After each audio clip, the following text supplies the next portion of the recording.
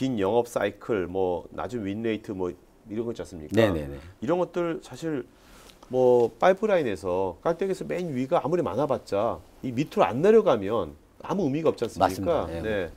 그런 것들 같은 것들은 지금 이런 어떤 식으로 뭐 수행에 있어서 이 사이클을 좀 줄이려면 네. 어떤 식으로 뭔가 해야 될까요?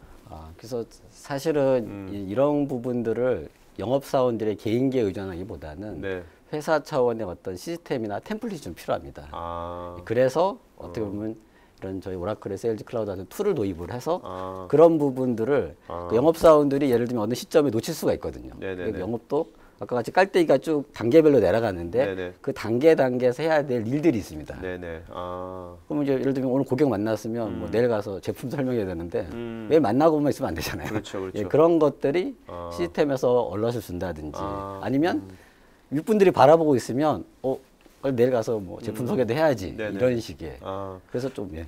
그러니까 뭔가 이제 이게 전체적인 네. 모든 영업사원의 모든 액티비티가 다 기록되니까 그렇지, 맞습니다. 아까 예. 베스트 프랙티스처럼 뭔가 그 중에서 네. 잘하는 성공 있잖아요. 네네. 뭔가 그런 사람들의 그것들을 나중에 시스템화 내재화 시켜버리면 내재화가 되는 거죠. 그게 시간이 내재화가 있으면. 자동적으로 됩니까? 아니면 어느 정도 시켜야 되겠죠, 그래도요? 그렇죠. 그러니까 사실은 이제 조직 문화를 네. 시스템에 인베디드 하는 게 아. 어떻게 보면 과거 10년 전의 영업관리 솔루션보다 지금의 영업관리 솔루션의 조금의 밸류라고 보시면 좋을 것 같습니다. 그러니까 이제 관리 효율성 말씀하셨는데 네. 여기서도 지금 여러 가지 이제 이슈들이 이제 그런 이슈들이겠네요, 그죠? 네, 맞습니다. 네. 자, 여기서 보면 영업사원 이제 이직률이랄까, 네. 이탈률 이런 것들. 네. 물론 이제 저도 다르겠지만 이런 것들은 어떤 식으로 좀 뭔가 여기서 이 시스템에서 뭔가 좀 탐지를 한다 그럴까요? 네. 이거는 예측 징후를 알아야 될 거 아니에요. 네. 그리고 예방을 하는 게 중요하잖아요. 네. 네. 네.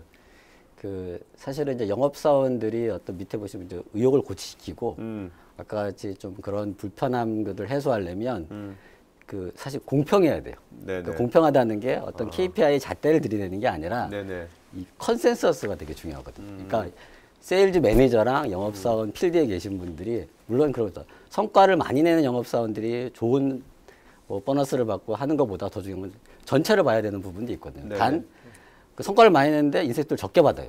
그러더라도 관리자와 그 영업사원들의 컨센서스만 있으면 이제 그런 부분을 해소시킬 수 있거든요. 네네. 그래서 어떻게 보면 시스템이 그런 잣대를 들이대는 게 아니라 그런 것들을 소통하게 하고 풀어줄 수 있는 네. 그런 역할을 해주는데 좀 많은 도움을 줘서 아까 그런 징후들을 조금 더 찾아줄 수 있죠. 그러니까 이 시스템 안에서 네. 단순히 펀들만 있는 것이 아니라 그런 서로 소통하고 맞습니다. 어떤 커뮤니티 그런 것이 있다는 거죠. 네네. 이 안에. 그러니까 그 데이터를 넣는 거라서 중요한 거는 관리자들이 이렇게 데이터를 보고 있으면 얘가 이제 마음이 떴네 이런 부분을 볼 수가 있거든요. 네네. 그러니까 열심히 하는 영업사원들은 나름대로 어떤 그런 기록이나 이런 것들을 남기거나 뭘 하는데 되게 의욕적으로 어프로치하지만 벌써 이제 마음을 떠나는 친구들은 좀 이런 것들이 좀 등한시되고 이런 부분도 많거든요. 그러니까 이것이 네. 이 시스템이 결국 이것이 어떤 단순 관리를 하기 위해서가 아니라 위에 매니저가 네.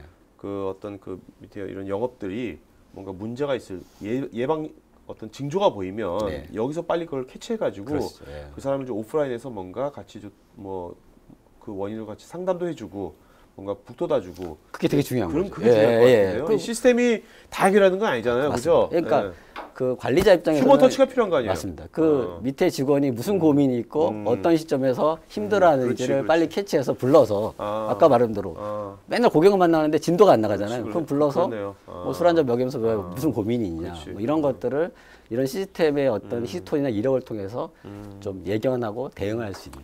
그러니까 이런 것이 없이 매달 회식만 한다 그래가지고 그게 나타난 건 아니잖아요, 그죠? 과거 10년 전에 좀 그랬죠. 네, 그렇죠. 네, 그러니까 시스템과 어떤 시스템 통해서 네. 어떤 효과적인 네. 맞춤형의 휴먼 터치가 꼭 필수적이다, 네, 맞습니다. 중요하고 네. 이제 그 중요한 포인트십니다. 네. 자, 고객 요구 관련돼 가지고 또 어떤 이슈들이 있나요, 지금 대응에 대해서?